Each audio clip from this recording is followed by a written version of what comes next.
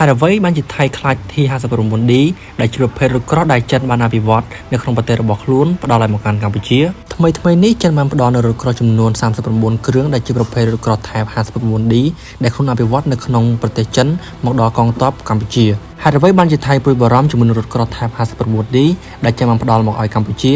ឥឡូវយើងមកដឹងពីប្រវត្តិនិងសមត្ថភាពរបស់ Type 59D ទាំងអស់គ្នា Type 59D គឺជារថក្រោះដែលកើតចេញពីការធ្វើពាណិជ្ជកម្មរបស់រថក្រោះ Type 59របស់ចិនដើម្បីយល់ពី Type 59D យើងត្រូវតែត្រឡប់ទៅក្នុងឆ្នាំ1950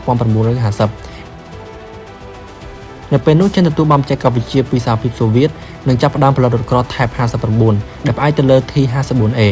រថក្រោះនេះបានក្លាយទៅជាឆ្អឹងខ្នងនៃកងទ័ពជើងគោករបស់ចិនអស់រយៈពេលជាច្រើនទសវត្សរ៍នៅទសវត្សរ៍ឆ្នាំ1990ចិននៅតែមានរថក្រោះ Type 59រាប់ពាន់គ្រឿងនៅក្នុងសេវាកម្មជំនួសឲ្យការបោះបង់រថក្រោះចោលទាំងស្រុងចិនបានសម្រេចចិត្តធ្វើពាណិជ្ជកម្មរថក្រោះទាំងនេះដើម្បីបង្កើនសមត្ថភាពនៅក្នុងសមរភូមិសម័យថ្មីគម្រោងអភិវឌ្ឍ Type 59D បានចាប់ផ្ដើមនៅក្នុងឆ្នាំ1991ហើយការផលិតជាផ្លូវការបានចាប់ផ្ដើមនៅក្នុងឆ្នាំ1995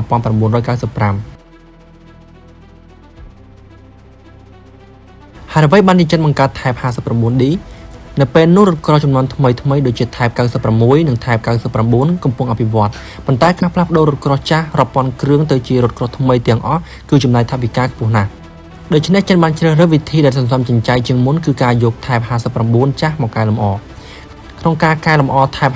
59គឺបង្កើនទៅលើសមត្ថភាពក្នុងការបាញ់បន្ថែមប្រព័ន្ធអេឡិចត្រូនិកបន្ថែមការការពារ ERA បំពាក់ឧបករណ៍មើលប្រយុទ្ធនិងដំឡើងប្រព័ន្ធគ្រប់គ្រងការបាញ់ Digitalឧទាហរណ៍គឺ Type 59D ដែលខ្លាំងជាង Type 59ចំនួនដើមលក្ខណៈបច្ចេកទេស Type 59D មានទម្ងន់ប្រហែល37តោននិងត្រូវការប្រើប្រាស់កម្លាំងមនុស្សចំនួន4នាក់គឺមេបញ្ជាការម្នាក់អ្នកបាញ់ម្នាក់អ្នកបញ្ជូនគ្រាប់ម្នាក់និងអ្នកបើកបរម្នាក់ដែល Type 59D មានប្រវែងប្រហែល9ម៉ែត្ររួមទាំងកាំភ្លើងនិងមានទទឹង3.27ម៉ែត្រកម្ពស់ 2.59 ម៉ែត្រល្បឿនអបបរមាប្រហែល50គីឡូម៉ែត្រនៅក្នុង1ម៉ោងដែល Type 59D គឺជាប្រភេទម៉ាស៊ីនម៉ាស៊ូតដែលមាន horsepower រហូតដល់520និង580អាវុធសំខាន់ចំណុចខ្លាំងរបស់ Type 59D គឺកាំភ្លើងធំថ្មីវាប្រើកាំភ្លើង105មីលីម៉ែត្រ 83A Riflet Gun កាំភ្លើងនេះអភិវឌ្ឍពីគំរូប្រទេសអង់គ្លេស L7 ដែលជាកាំភ្លើងរថក្រោះដ៏ល្បីបំផុតមួយក្នុងសតវត្សទី20 Type 59D អាចប្រើជាមួយនឹងក្របទម្លុះអាវុធ Head និង Head Frag ប្រភពខ្លះក៏បានបញ្ជាក់ថាវាអាចបាញ់មីស៊ីលប្រឆាំងរថក្រោះតាមបំពង់កាំភ្លើងផងដែរ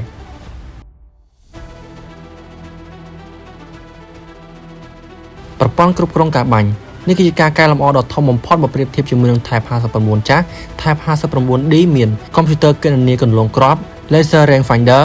Dual Assist Stabilizer និង Thermal Sign និង Night Vision មានន័យថាវាអាចបាញ់បានត្រឹមត្រូវជាងមុនទាំងពេលយប់និងពេលថ្ងៃ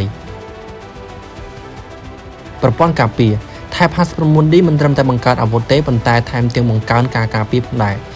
វាត្រូវបានបំពាក់ដោយ Explosive Rating Armor រពាសដៃពីចំហៀងការកែលម្អស្រទាប់ការពារខាងមុខ ERA ជាប្រភេទអាវុធដែលការពារអាចជួយកាត់បន្ថយឥទ្ធិពលនៃគ្រាប់ Head ដែលប្រើលើរថក្រោះទំនើបចំណុចខ្លាំង Type 59D មានថ្លៃថែទាំទាបដោយសារតែផ្អែកទៅលើរចនាបថ T59 ចាស់ការជួសជុលនិងការថែទាំមានភាពងាយស្រួលជាងរថក្រោះចំនួនថ្មីកាំភ្លើង105មីលីម៉ែត្រនៅតែមានប្រសិទ្ធភាពទោះបីជាមិនធំដូច120ឬ125មីលីម៉ែត្រក៏ដោយក៏វានៅតែអាចគំរាមកំហែងរថក្រោះជាច្រើនបានអេឡិចត្រូនិកប្រសើរជាង Type 59ដើមការបន្ថែម Laser Rangefinder និង Thermal Sign ទោះបីជាមានការកែលម្អច្រើនក៏ដោយមូលដ្ឋានរបស់វានៅតែជារថក្រោះដែលមានរចនាបថនៅក្នុងទសវត្សរ៍ឆ្នាំ1950ដដែលការការពារទាបជាងរថក្រោះចំនួនថ្មីបើប្រៀបធៀបជាមួយនឹង VT4 Type 99A និង 1M A5 និង Leopard 2 Type 59D នៅមានគម្លាតធំផ្នែកការពារនិងអេឡិចត្រូនិកឆ្ងាយណាស់3ម៉ាស៊ីនមិនសូវខ្លាំងការបន្ថែម ERA និងឧបករណ៍ថ្មីធ្វើឲ្យរថក្រោះធ្ងន់ជាងមុនបន្ថែមកម្លាំងម៉ាស៊ីនមិនកើនឡើងច្រើនទេបើសន្និដ្ឋានទៅលើ Type 59D អាចចាត់ទុកថាជារថក្រោះចាស់ដែលត្រូវបានធ្វើទំនើបកម្មឡើងវិញវាមិនមែនជារថក្រោះចំនួនថ្មីដូចជា Type 99A ឬ TV4 របស់ថៃនោះទេប៉ុន្តែវាជាការកែលម្អពី Type 59ដើមការបន្ថែមនូវកាំភ្លើង105មីលីម៉ែត្រប្រព័ន្ធបាញ់ Digital ឧបករណ៍មើលពេលយប់និង ERA ធ្វើឲ្យវានៅតែមានតម្លៃសម្រាប់ប្រទេសដែលអាចពង្រឹងកងកម្លាំងរថក្រោះដោយមិនចំណាយថវិកាខ្ពស់